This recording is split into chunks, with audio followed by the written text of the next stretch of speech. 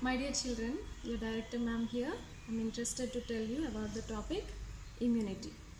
Okay, shall we start? So what is immunity? It is the disease resistance power. Resistance power against diseases helps you stay healthy. So what is the main cell which gives you the resistance power? It is WBC, white blood cell. Where is this present? It is present in our blood along with all the blood cells. So this WBC, other blood cells, from where are they coming? They are entering our blood from our bone marrow. So bone marrow may be a new term for you. So I'll explain you what is a bone marrow. Bone marrow is very soft in consistency and it is dark brown or else dark maroon in color. So where is this thing present? It is present within our bones, inside our bones, right? So from inside our bones, these WBC, red blood cells, all the important components of blood are produced and they enter into our blood vessels, right? I think I'm clear. Now, these are the different organs which contribute to our immune system. So, first I'll tell you what is a spleen. S-P-L-E-E-N. What is a spleen? It is a gland-like structure. Its main function is to filter our blood. So, I told you already our blood has many different cells. So, some cells get older and unwanted. Now, the function of this organ is to filter the old cells, unwanted cells. Next, coming to tonsils. First, I'll tell you the location. Tonsils, you know where is our throat located, right? Where is our throat? If you open your mouth, if you go deep inside, that region is nothing but our throat. So, generally, when we are breathing, when we are talking, we happen to take some air and any dust particles, there are chances to enter our throat. So who is protecting from all that dust and toxins entering into us from outside? This is tonsil, the first line of defense, right? These are nothing but lymph nodes. Just a second, I'll get a chalk. Our throat, the lymph nodes, these are present in the form of a ring. Okay, it is also called, this is why it is also called as ring of defense or line of defense. Whatever toxin, infectious material or germs, they are caught here. They get trapped in these lymph nodes and then we experience what is called as sore throat, gontu neppi in your native language. So sore throat is the first symptom of any illness related to cold, flu, etc., etc. So when we are experiencing sore throat, you know, right, we take strepsils, we take hot water, we do hot water gargling and all such things. We drink milk with turmeric or else milk with pepper powder. You know pepper? Miriyalu. Turmeric, you know? Pasupu. We do all that to get relief from the sore throat. So when this subsides, then the cold or whatever disease is likely to increase in our body will subside. Subside means getting low, reducing. So that is why we call tonsils as the first line of defense. Now coming to lymph nodes. There are many other group of lymph nodes present in your body. All these lymph nodes, they filter your lymph. Now again, lymph is a new term. So I want to tell you what is lymph. It is nothing but a fluid which contains white blood cells, right? So it is very important because white blood cells are the cells which protect our body from infections. So the lymph carries white blood cells, so it is very important fluid. And you also know all our cells and other tissues, they get bathed in the lymph. Means the lymph surrounds all our body cells and body tissues. Why? They are in alert and active state to check and recognize and to protect our body from the germs. If any germ accidentally entered, if you have proper immunity, the WBC present in the lymph will recognize it, will fight it and will kill it. Okay.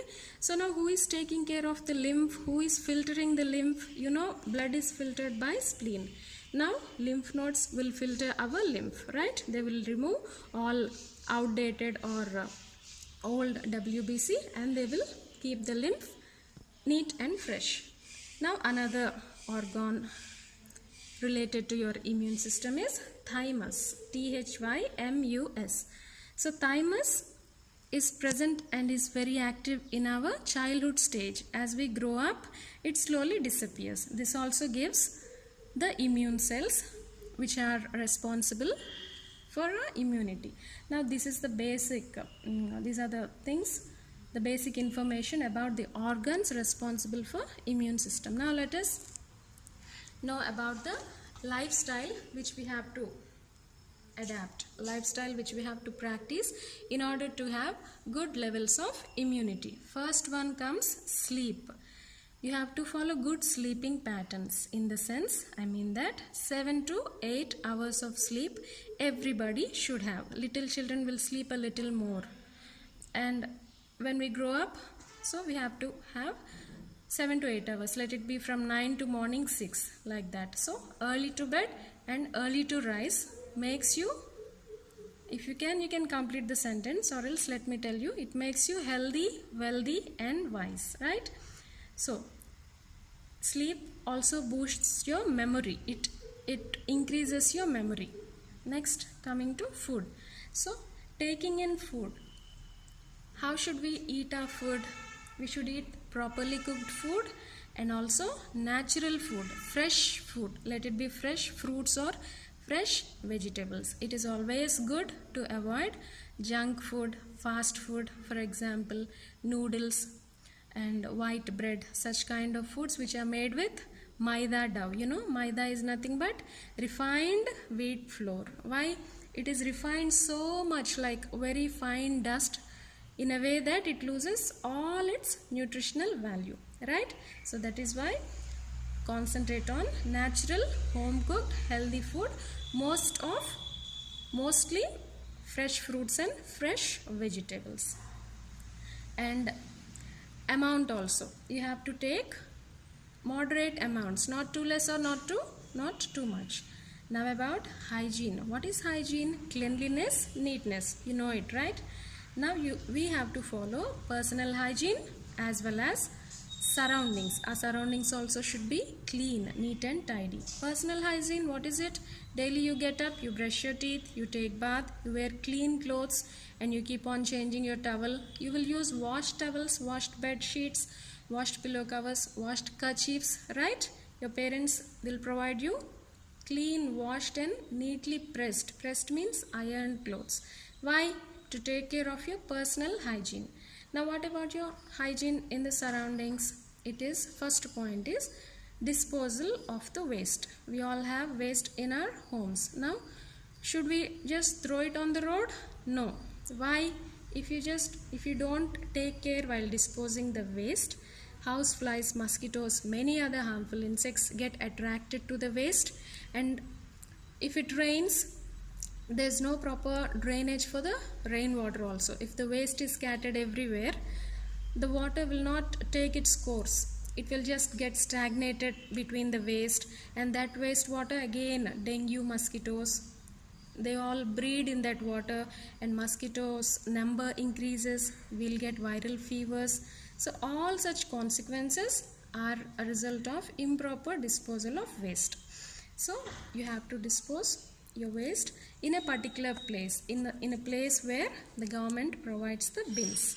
You shouldn't throw it outside. And also, if you happen to wash clothes or utensils outside, then you have to make sure that water doesn't stagnate. This is about hygiene in brief, children.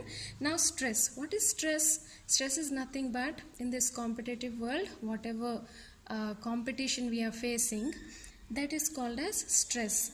During stress, corticosteroid hormone is released into our body, which reduces the number of lymphocytes. Lymphocytes means just like white blood cells. They fight for our body, they protect our body. So when their number is reduced, then the body becomes weak and there are more chances of infections. So you should not worry too much about your day-to-day life, but you should think creatively and you should be healthy. So do not worry, and just practice and try to follow these guidelines in your day-to-day life. Thank you for listening the class.